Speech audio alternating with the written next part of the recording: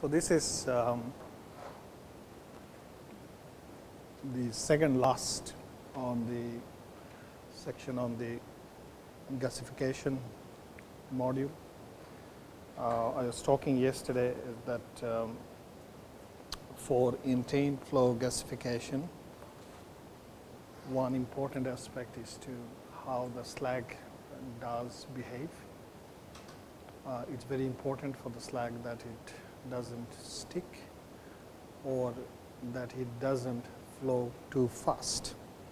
So slag viscosities, this particular ones I have shown you before these slides, so I'm not going to show you again, describe to you again, except saying that the slag viscosity has much more implication for entrained flow type of gasifiers, definitely not for fixed bed type of gasifiers, to a lesser extent, very little extent on the fluidized bed gasifier, because it relates to the melting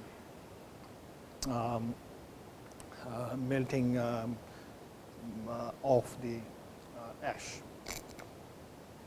The reason you will see some of the slides common in different modules is to ensure that when you read them on their own, you get a full holistic picture rather than requiring to go back to the previous modules and then refresh your memory. So that's why they are there.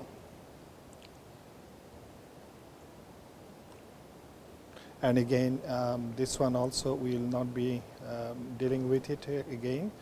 We have spoken about it. And this also we have seen.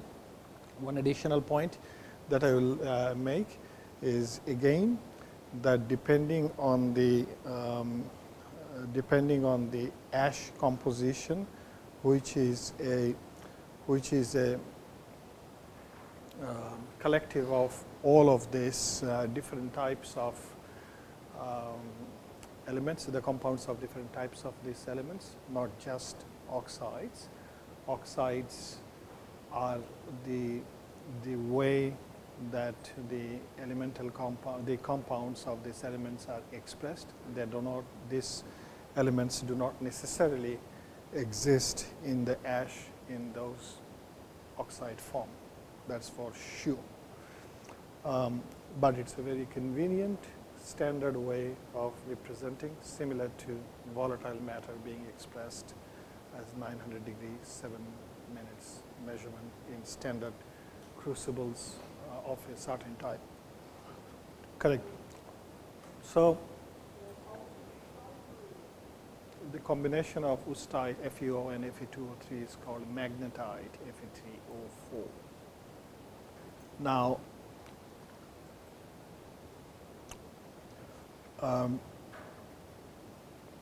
when we process the mineral matter in the core to convert it to ash in the laboratory, so that we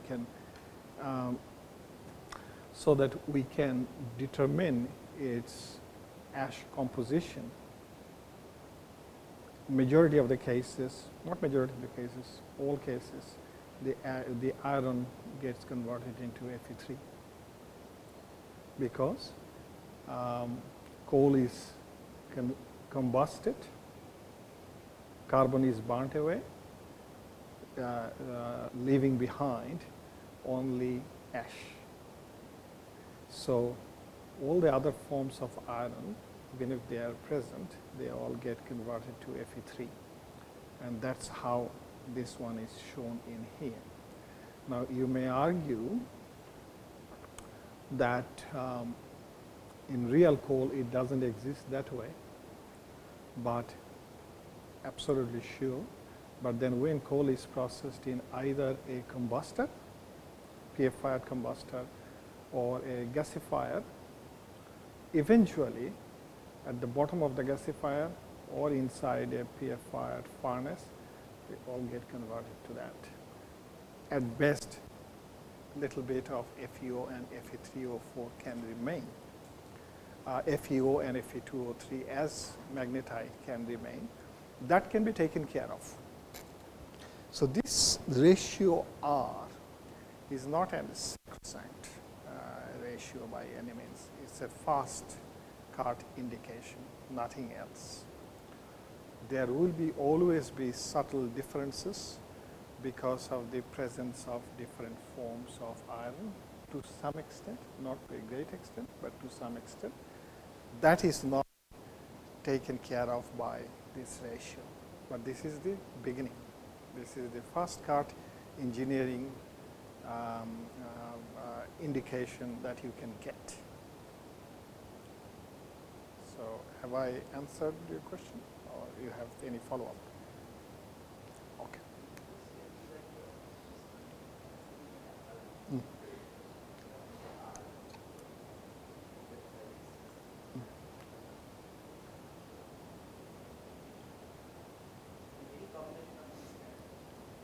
Correct. So there is so it theoretically. I mean, I have never seen in my life an ash which doesn't have anything other than calcium or anything other than magnesium or anything other than iron. It is always a combination of everything in the numerator, and with the exception of very few which do not have titanium oxide or titania, all have aluminum silicates, because it's the way the biomass have grown and got converted over a millennium to coal. But to answer your question, yes, it can be any combination of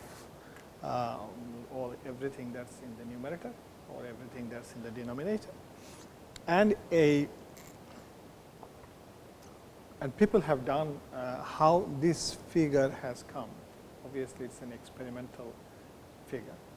People, I believe this has come from the British Coal Utilization Research Association, BCURA, which doesn't exist anymore. They did predominantly bituminous and subbituminous, but in the early 60s, there was not much of a focus or need for using low rank coals. The coal was plentiful, so they were using the ones that were good quality, higher rank coals. So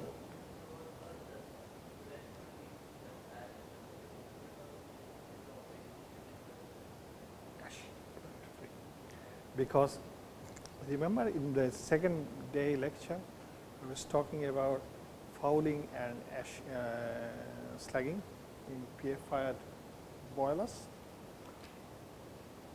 And this graph was prepared for those problems only, PF-fired combustion boilers. Back then, no one bothered to think about IGCC, gasification at all. So this was done for that, but it is applicable for gasifiers too. So to answer your question, the fouling and slagging problem, it arises from what in coal?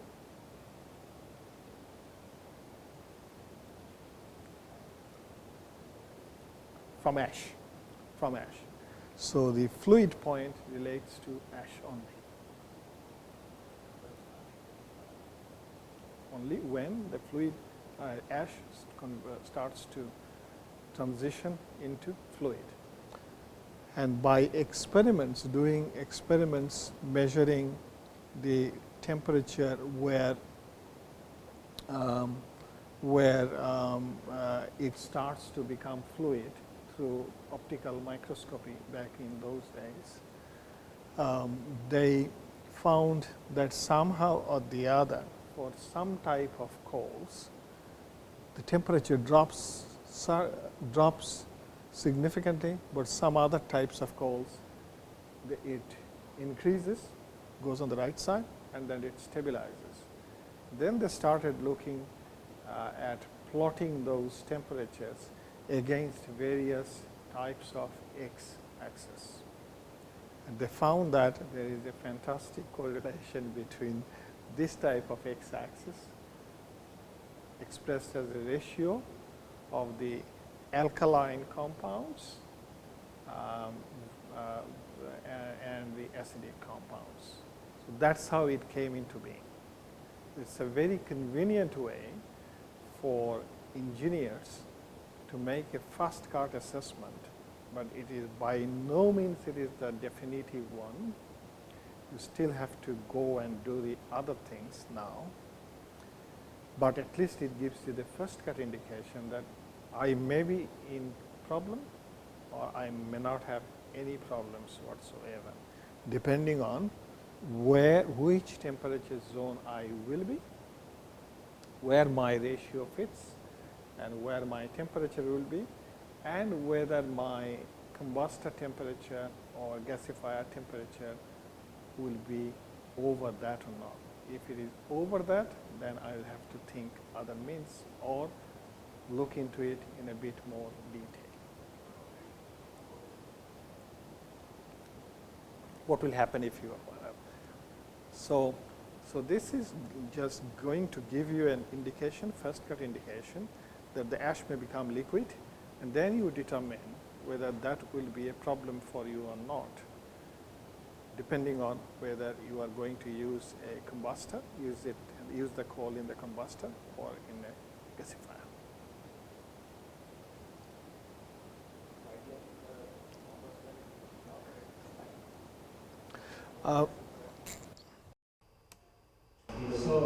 So if, for example,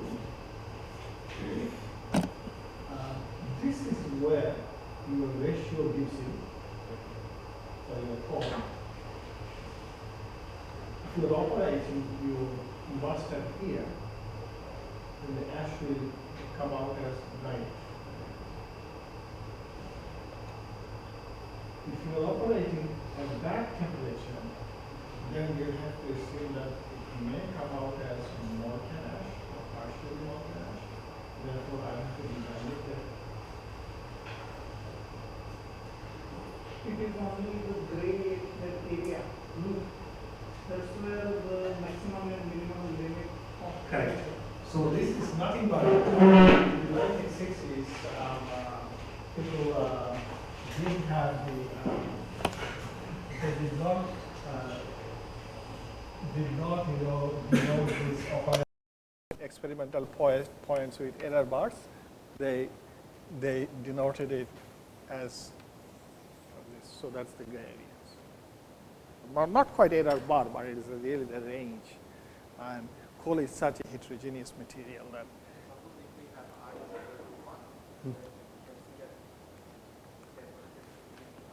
So the temperature, which means that is your coal. But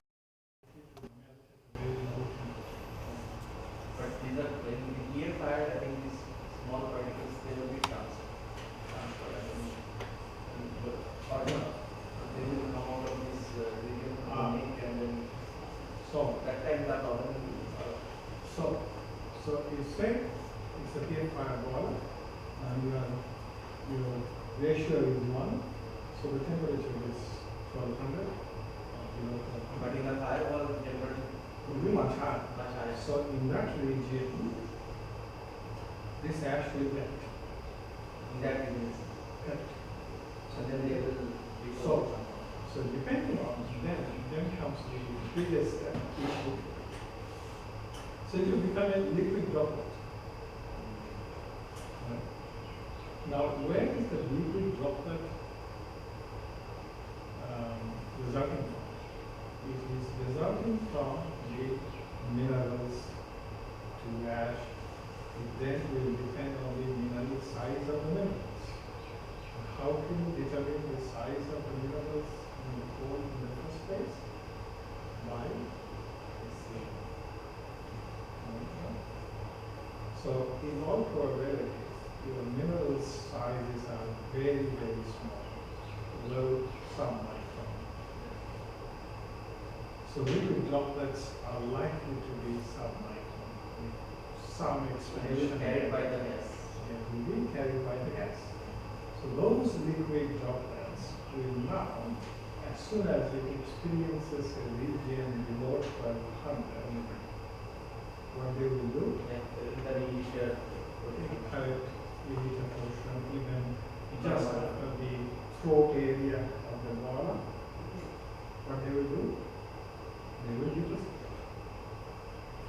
Now, if they deposit them and if you don't clean them using soot blowers, they will tend to grow, and then they will tend to grow, they will attract more and more and more. That will lie the problem. So the biggest thing then is how do you factor that into the design? So one option is the mitigation strategy, as I had in one of the slides. That online, the washing is an expensive option on a day-to-day basis, but the other one is, of course, sufficient clearance in between the pitch, in the larger pitch of the in the superheater, the platen superheater, the pendant superheater. Not the platen one, not the platen one. There are platen superheater and there are pendant superheaters. The first is the pendant, then is the platen, then is the reheater, then are the economizers in the furnace.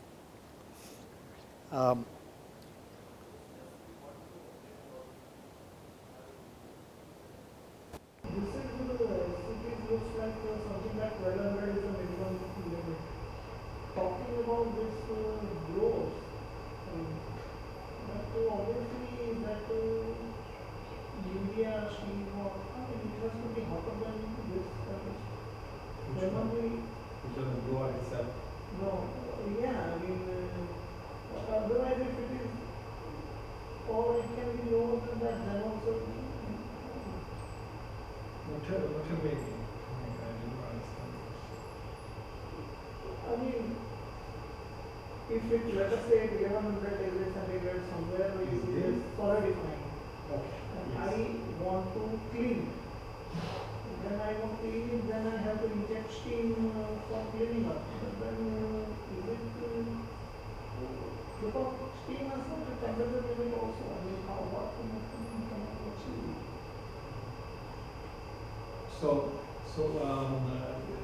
Okay. Until now I get it. Steam is jetted.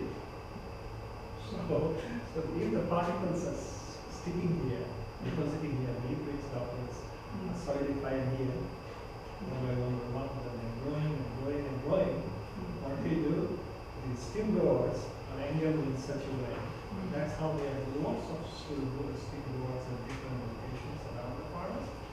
They will be angled in that direction so that it blasts the deposit away from the here, and then it will take it away. So, in one of my presentation, I think it's number the ash formation one, there based on my work in 1993, I had a chart that I had given. Initially, the emissivity is very high, then the emissivity tends to drop as there are more and more ash is deposited, and then it drops to such an extent that it gives rise to higher temperature because it's hindering the heat transfer.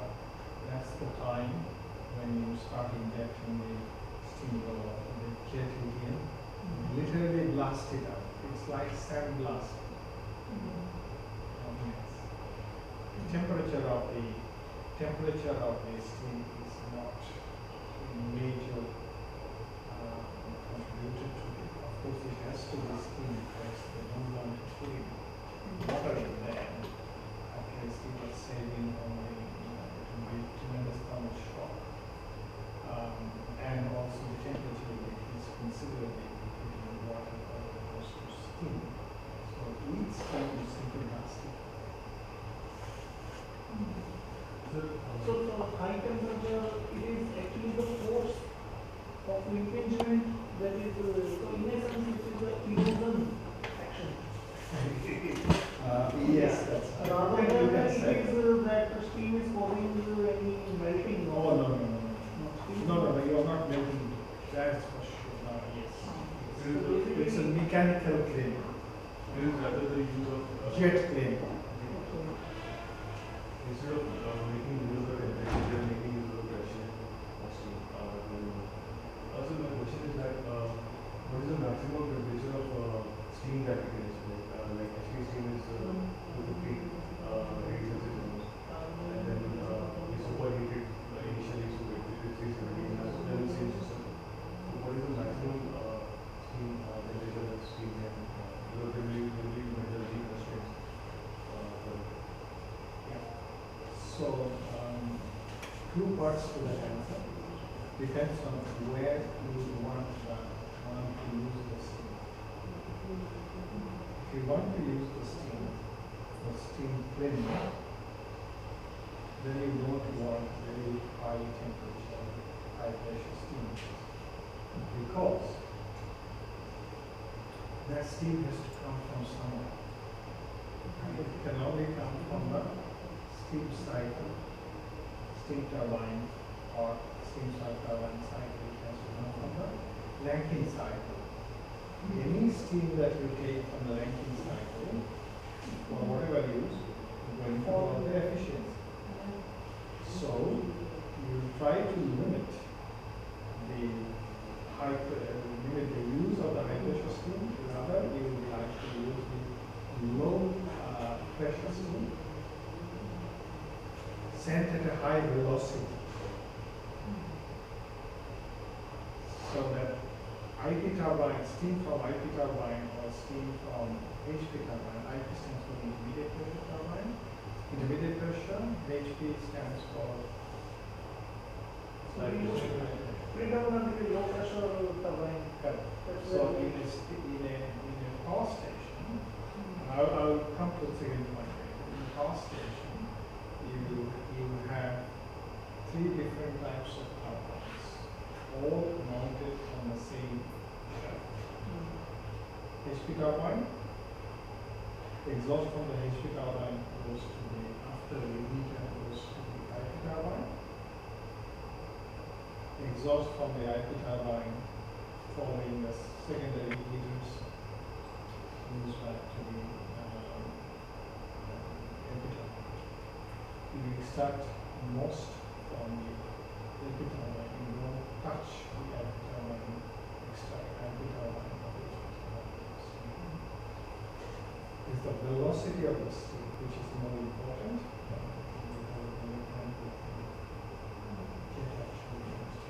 And for doing all this, some kind of steam atomizer had to be installed inside the vessel. That's the lower design. Because then one has to be also careful that those atomizers or whatever instrument of the blower are themselves is blocked. Because that too is obviously subject to this slag. We can use the cross section and increase the velocity. Cross section of the like there is a we use the cross section and velocity will increase or to be a separate atomizer will be The wall works just increase the velocity. How do you negotiate that? You just you get something and then you do this like It's simple reduce nozzle function of the So that's first part of your answer. Second part is if you are using the steam for power generation, then you will need to have the steam temperature as high as possible. Steam temperature cannot be infinitely high. You cannot make steam temperature of 900 degrees centigrade and then still pass it. Why? Because you mentioned because of the its constants. These largest methodological considerations we make that. So far, and that's where the steam cycle developments have been developed through the years from subcritical, where the steam temperatures were about 500 degrees or so, to supercritical, where they started going over 560, to supercritical, going over 600, 650, to now to advanced also supercritical, which is, as I mentioned in my past lecture, about 700, but only less than 1% of the coal-fired fleet all over the world are advanced up to 700 degrees centigrade. Because these are very expensive steel that we're talking about, and not every country can afford them. So it's a two-part answer to your question. You're talking about physical, not talking about pressure. Like your physical pressure and about airline or it will be different machine. Yeah, so there's two things. So critical, what is the triple point? Triple point is 222 hours. So as long as you go over 222 or 226, over that, then it's all critical. So that's the pressure side of the story. Anything over that will be supercritical, advanced supercritical, ultra supercritical, advanced ultra supercritical, etc. Depending on the temperature side of the story. So right now, you have advanced ultra supercriticals at about 300 bars, 20 bars, like I've seen, 27. Very, very expensive. That's why only less than 1% of the whole fleet is of that. Very super duper material. 700 degrees centigrade.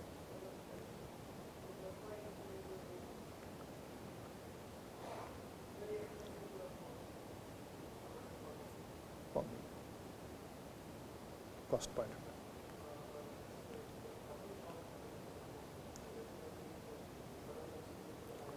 view. Yeah. So thermal shock. Okay. What I meant was. Okay. What is your question? Sorry.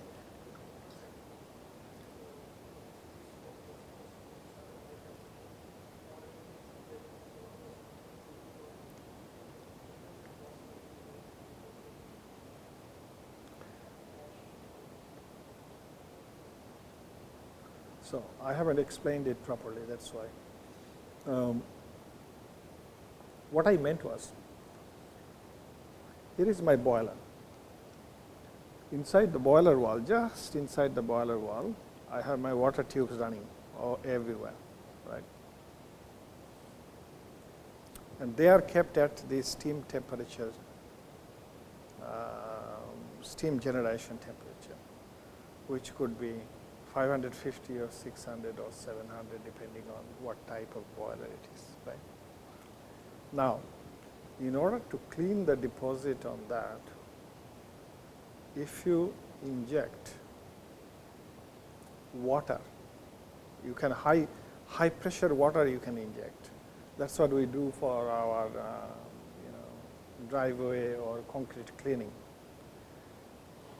But if the water comes at 25 degrees and then inside the tube is 550, 600, 700, etc., it will be a huge shock for the tube.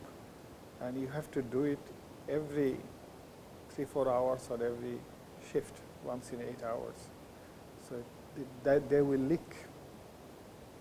They will be damaged if you're not careful. That's why, that's one of the reasons. And the other thing is, of course, if you inject water, the water will take a lot of heat away from the furnace because it has to go to its 100 degrees temperature. They have to take all the 2,243 kilojoules per kilogram of latent heat, and then it has to go to that temperature. Rather than that, at least you send the steam, it will be less thermal shock, less disruptive, to the thermodynamics inside the furnace. So that's why it is steam, nothing else.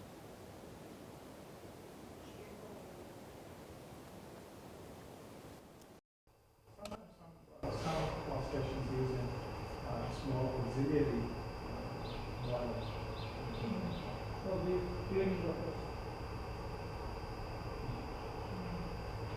So you also mentioned something about the pitch of the. Yeah. So ash deposition is a function of not just the temperature, but also how much ash is there in the first place. If it is a high-ash cone, then as a function of time you will see more deposition. If it is a low-ash cone, as a function of time you will see less deposition. So you have less cleaning need versus large cleaning needs. So if the boiler is seeing more and more ash coming at very frequent intervals, then how can you manage it? One of the way is, of course, very regularly while blowing, use the while blowing, which may be expensive. Rather than that, increase the pitch so that anything going in here and anything going on there, they can't touch them very quickly. If they are close enough, then one going on this and going on this, they will just bond and then the whole thing will become a little thing. Yeah? So that you tackle that by appropriate boiler design. That's when the pitch comes into increase pitch comes into play. How is the ash composition analysis is carried out in the one just sample? So the question is, by looking at the sample of ash analysis, we get an idea having these all varies actually that this sample can evaluate at this temperature or it will sustain till 1000 hours. By looking at the critical composition of the ash, I mean, are there any critical values to each? You see when you let's say there is 8% above that, 8% of every increase in emission, it will surely avoid if it is CO is higher, and this will show this type of animation in the So, only thing that I can say from looking in here, If your denominator is extremely large compared to the numerator, then you will be getting a very high temperature, high melting temperature ash, no problems. The ash will come out as dry ash, so no melting, no problems. Or on the other hand, if you go to a very high numerator, say 3 onwards, then you can see also above 1400, but certainly not as high as the high denominator case. So only by that, only by that. So that's the second part of your question. And if I understood your question correctly, you also asked how this is measured. I'll come to that. The only way the numerator can become very high, as far as what I have seen in my career so far, it can become very high because of the presence of calcium oxide, high calcium oxide. So remember, there was one slide that I showed during day 2 that calcium oxide has a mixed effect on the melting point. Up to a certain amount of calcium oxide, the liquidus temperature drops. That means it tends to become liquid at a lower temperature. Beyond that limit, the liquidus temperature increases. That means it starts melting at a high temperature. This is what that means. So these are all complementary observations. One matches with the other. but you will not find an ash where the numerator has become very large because of very high values of magnesium or iron or sodium or potassium compounds, is the calcium.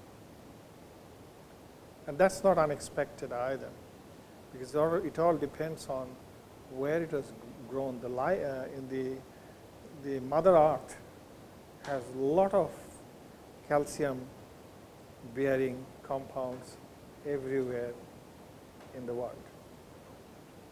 It's whether it is in eggshell or in limestone or anywhere. So calcium is so much in the world. So that's where it essentially has come from. And then the second part of your question is how these are measured. There are standards: Indian standard, Australian standard, American standard, DIN, the Deutsche index number, British standard, you name it, to measure the ash composition. Depending on the type of the ash, depending on the type of the coal from where the ash is coming from, you have different methods. If the ash comes from lignites, you have one kind of methods. If the ash comes from subbituminous or bituminous, you have another kind of method. So, the major methods are X-ray fluorescence, or the other one is ICP, inductively coupled plasma MS. X-ray fluorescence is, works on the principle that you bombard the ash with X-rays, and the fluorescence that it generates is a function of the elements, the concentration of the elements that are present in the ash. So and usually you will see that there is a very large intensity of the fluorescence coming from the silicon-based compounds. So then it will be interpreted as high silica. So I don't know the nitty-gritties of that actually, but I only know the technique. I only know that for this ash you need to use this type, for that ash you need to use that type. But if you look at any relevant Indian standard, you will find they actually specify exactly how your X-ray fluorescence analyzer has to be operated if your coal is subbituminous type or bituminous type or lignite type. So the operators know it. I mean, the good labs, they know it, but the bad labs, they will just uniformly apply one technique, and your results can be completely unreliable. So any other question before I move away from this? Hope it's not becoming too boring. If it becomes too boring, let me know. I'll tell you something to cheer you all up. I can't sing, but I can tell very nice stories. This is important. Okay, we know ash melts if it gets very high amount of heat, if it gets to high temperature. So as far as the gasifier is concerned, how does the internal of the gasifier wall looks like? So I have copied it. I tried to download the paper from Chemical Reviews. I have a hard copy of it, but I could not. Our library was slowing. Maybe it's the American Chemical Society there, and it was the problem. So I took a photograph using my 3-year-old camera, and that's why it is somewhat shabby looking photograph. So on the left side, there are two types of walls. The wall can be refractory, and the wall can be what we call the membrane wall. So let's look at the left hand side, the refractory. The G's gasifier is a refractory type. Now, with the refractory, there are three different things. One is there are three different types of refractory, not a single type of refractory just stuck onto it. No. One is called the insulating layer, insulating refractory. Over this is the metallic shell. This is the insulating refractory. That means its thermal conductivity is very, very low. That's how it is selected. And it is very expensive. So that really changes the temperature, drops the temperature. Then on top of that, there is something which is, and protecting that one is the prime objective for the designers and the operators. On top of that, you have the castable layer, which can be easily cast, because casting the insulating layer is not very easy, and keeping it in the same thickness. Thickness of the insulation will determine how much temperature drop can occur. That's simple heat transfer. And then on top of that, you have a thin layer of hot face refractory. The reason I put this in is to impress on all of you the fact that that refractory is not a homogeneous material. You have the insulating material refractory, you have the castable refractory, which really protects it, and then on top of that, you have the hot face refractory.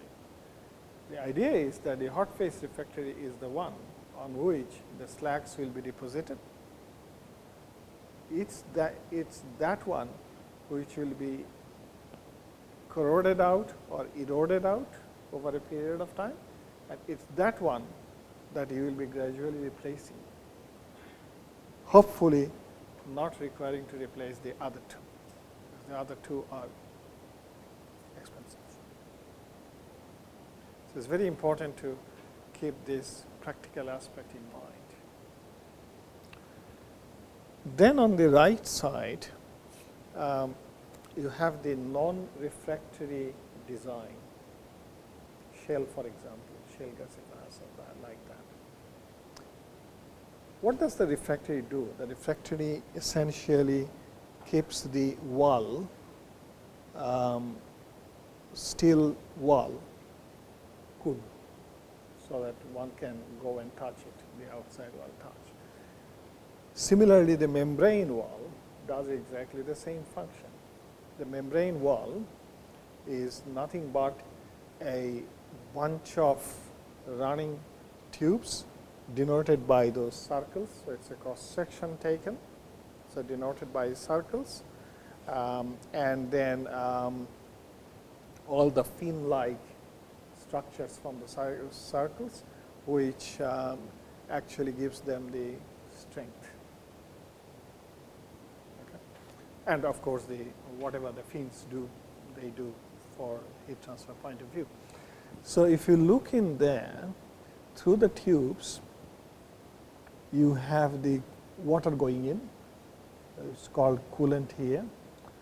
And then just outside those tubes, you have the castable material, which is silicon carbide.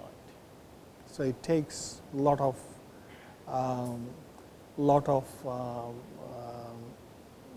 high temperature. Silicon carbide, as you know, is used also for heating elements because it can resist it. And on top of that grows the slag. And then depending on the time the slag has spent inside, it may have a solid slag because it has solidified. Because if the temperature there, say, drops below the liquid temperature that we showed previously, then obviously it will become solid there, which is not preferable. And then on top of that, it can be some part of the slag, maybe liquid slag, which will flow down, hopefully. Okay. So the important thing to ensure that the slag gets deposited on the castable layers, whether it is a refractory design or a non-refractory design.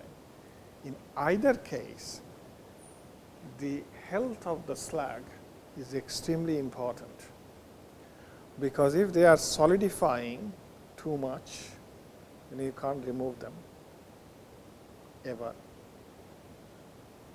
Otherwise, it has to be cooled down, take ages. Someone has to go in and chisel them out, which is not an option because the gasifier is very tall. So, allowing that not to happen is really, really important, so that you have solidified layer to keep it to the minimum, because if it gets too much, then heat transfer to the membrane wall will be affected. So it's extremely important. So the reason I brought this up in here is to show you where the slag is forming and why knowing the slag characteristics is so vitally important. So that sets the scene for now going to the discussion on slag characteristics.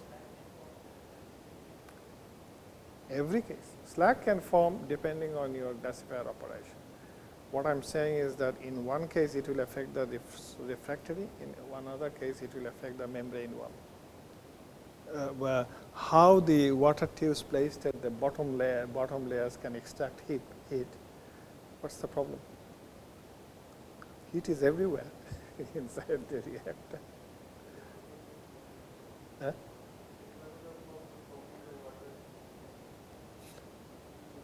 Yeah. So water is being pumped through the tube from outside anyway. So these tubes are embedded, right? And these tubes, what these tubes are doing, these tubes are converting the water into steam, which is being used in other parts. And in doing so, it is also keeping a good function of, the important function of protect the shell, metallic shell. So if these ones fail for some reason, because they have melted away, or the water has stopped pumping, the pump has stopped pumping water in, then you got a problem. But we are not going into the water pumping scenario in here. As long as you ensure that the feed water pump is working well, these tubes will get their water. Whether tubes will get their heat properly or not, that will depend on how much slag you are allowing to build up. And how much slag is building up, that is also a function of the slag characteristics, which is a function of the ash composition and ash content.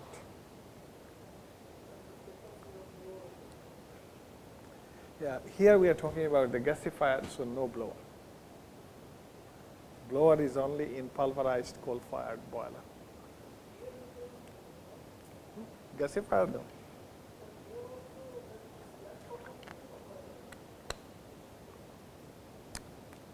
Yeah, slag in entrained flow gasifier, you want to form slag. Otherwise,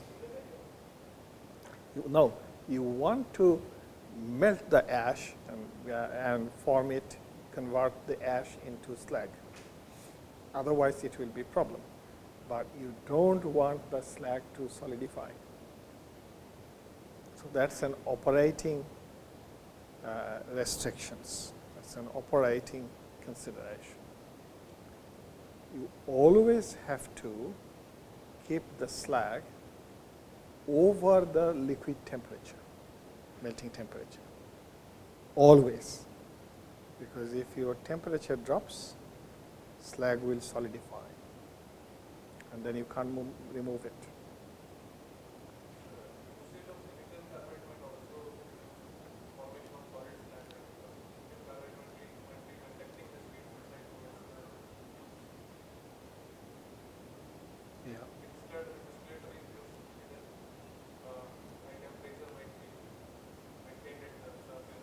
Silicon carbide is like an insulating materials also.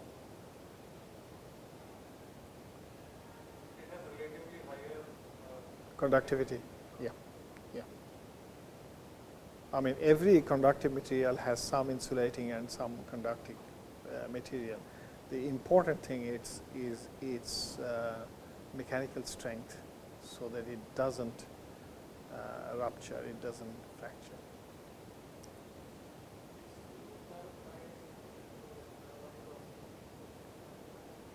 You don't need steam in N10 for gasifier, because what's the role of steam in gasification?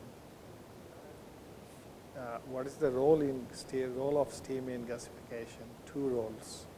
One is, and I'll come to your question later. One is temperature control. The other one is as reactant. Remember, in my third lecture, I said steam has two roles. I only had one line, role of steam. So there I discussed that steam has two roles. One is act as a reactant, carbon plus steam giving you hydrogen, true, and I'll come to that. And then CO plus steam giving you more hydrogen. Again, I'll come to that. The other one is temperature control. So if your temperature is already high, because you want the temperature to be high to melt the ash into slag and let the slag flow, then you don't need temperature control, which means you don't need steam, right? So, yeah.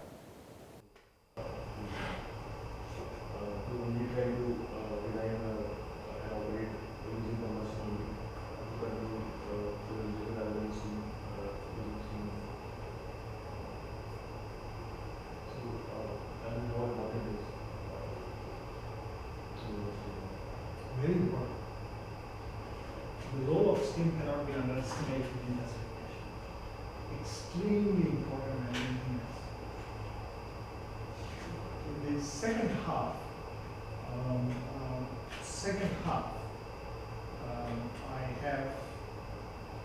I intend to give a short lecture resulting from a couple of questions that was raised by two of you.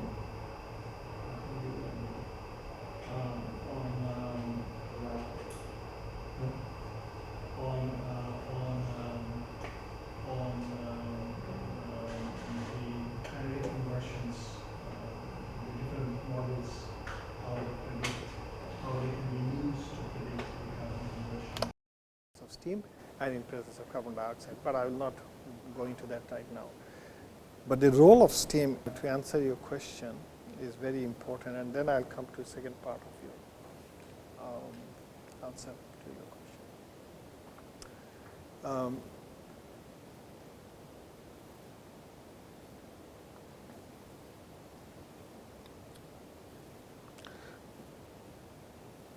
The module where I discussed gasifier selection based on coal quality,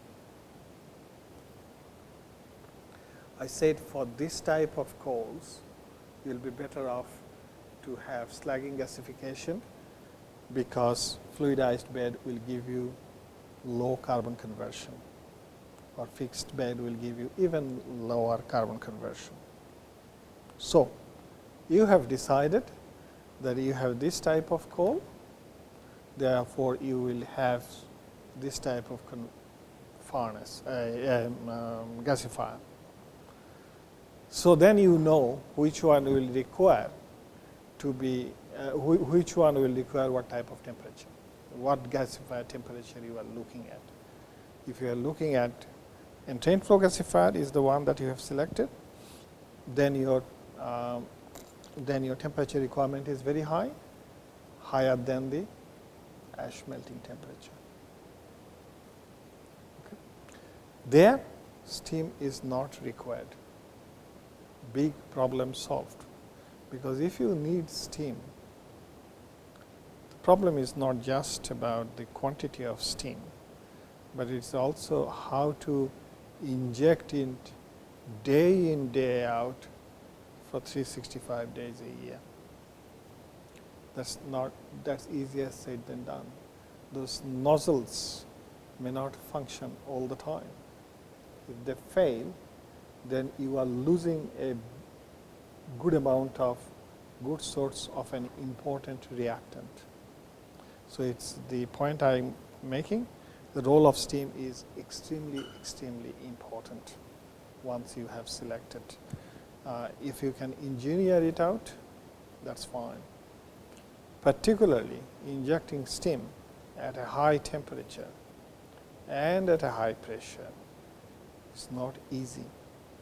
Rather, if you do it at a lower temperature zone, then problems will be less severe. And the lower temperature zone in a gasification plant is at the shift reactor, where the temperature is not 1400, 1500, is 300. Easier to maintain from that point of view. So, have I answered your question?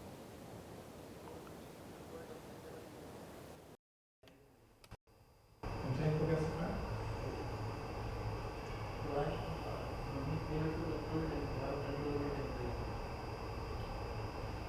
How do you control the temperature?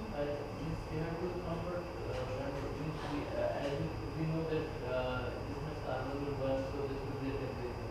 We have to have some reduction in temperature and it is steam cooling unit. Okay. So your question is, if we don't use steam to control temperature in entrained flow gasifier, what do we use to control the temperature? Okay. What gives rise to temperature in the first place? We can always already volatile. So it is the oxygen level. So in entrained flow gasifier, actually get the heat rate of coal and the heat rate of oxygen, that is increased by a resistance time, and that is automatically is fixed, and then it automatically controls the temperature. Because if your combustion reaction is supplying just enough heat required by the endothermic gasification reactions, that's the control. that's why the white point is steam value necessary to affect temperature is from that perspective. By again using the steam actually as a second one. No, you don't need steam. In entrained flow. Correct? No. And entrained flow everywhere is only That's what I have been telling you. and other factors also Other types of gasifiers, the temperature is lower. Therefore, the temperature will tend to run away. Therefore, you need to temper it. You will need steam, extra steam. Oxygen alone will not be, controlling the oxygen alone will not be able to do it, because you need to supply a certain amount of oxygen anyway, and possibly a bit more than that. Mixing larger particles, because in the fluidized bed gasifier, you are looking at this type of particles. In entrained flow gasifiers, you are looking at this type of particles. micron size.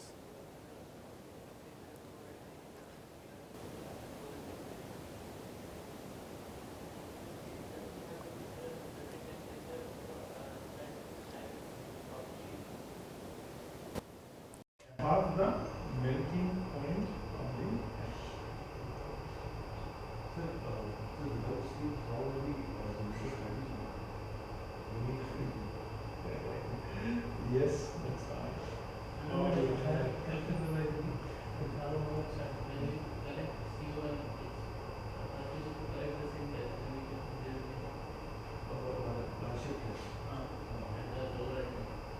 But that also gives an equal amount of steam.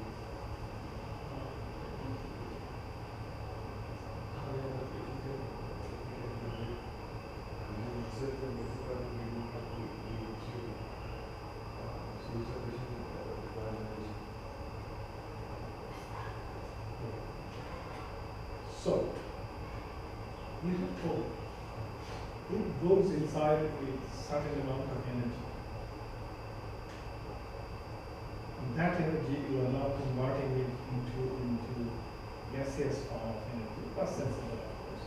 Gaseous forms of energy are in the form of CO and hydrogen, predominantly, and tiny amount of methane, which comes from pyrolysis, which, irrespective of the temperature, more or less same. If you can recall from my pressurized gasifier trials, I showed that the CH4 level just went up and then it was all around the same. So methane is there, but it's not. So you are getting the calorific value of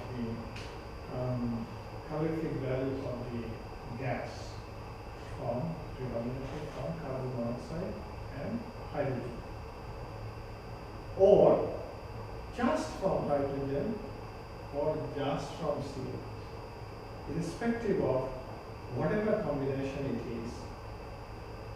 it is getting all the energy from what was inherent in the coal in the first place. No more, no less. Bit going to sensible, bit going to the loss from the system, and rest in the calorific value of the gas. Right? The calorific value of the gas can happen because of either fully CO, in extreme case it doesn't happen, fully hydrogen, or fully CO plus or Hydrogen in some ratio. Now, if your focus is to get both, then you have two options. One is to generate it in that ratio inside the gasifier, or generate one of it predominantly inside the gasifier and then tweak it outside at a lower temperature to get you through the shift reactor. Now, that also now takes you to your second part of that long pending question. If you are doing it in the gasifier, the temperature is very high. So, C plus water giving you CO plus H2 will be favorable, but remember, you have to give the water vapor steam at a you can only give the steam at a certain temperature, because raising steam to very high temperature outside is not an option. So, it is possible, but then the other reaction CO plus H2O will be actually reversed. It will not give you at high temperature any hydrogen. The forward reaction CO plus H2O giving you hydrogen and CO2 will not be favorable thermodynamically at high temperature. So, why put in steam when it is not required into the high temperature region of the intent flow gasifier? Do it at much easier way outside where temperature is benign.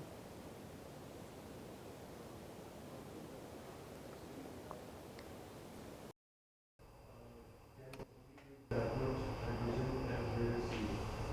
If you know HFC, which was more than 1.5%,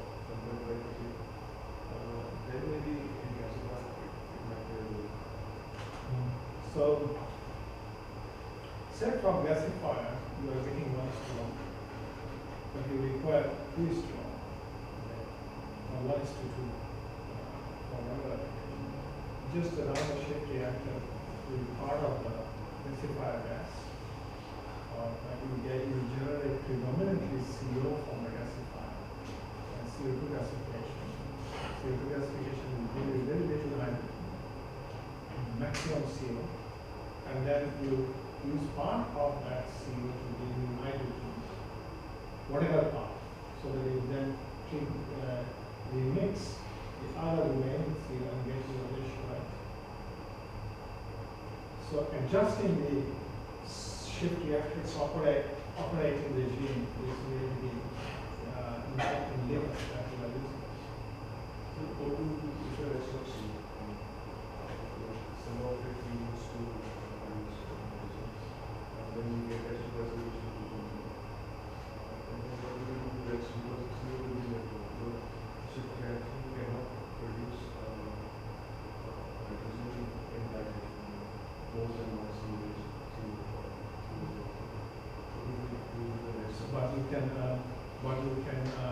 run the shift reaction not to the full extent. It's a kinetic based reaction. You can stop it at any point you want. And that's how it is. It's a heterogeneous catalysis based reaction. So you can stop it to get whatever concentration of hydrogen you want. The point I'm making is, say from your gasifier you are getting predominantly C, you're getting 100 units of C, a little bit hydrogen and the C plus. Out of that 100, as an example, you take 50%. You take 50 units of CO, put it to the shift reactor, get maximum hydrogen if you want to. So now you have got a lot of hydrogen, almost 50 hydrogen, and then you bring the other C, then you get 1:1. Or rather than taking the 50, take only 25 and leave it outside, take 75, then 75 hydrogen, then you get 1:2.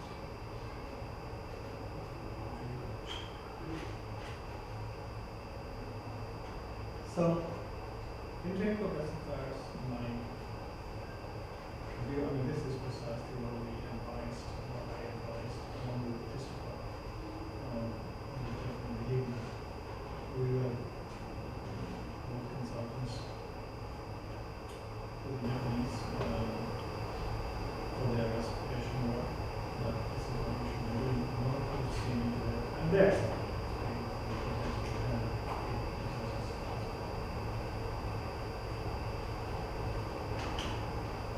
so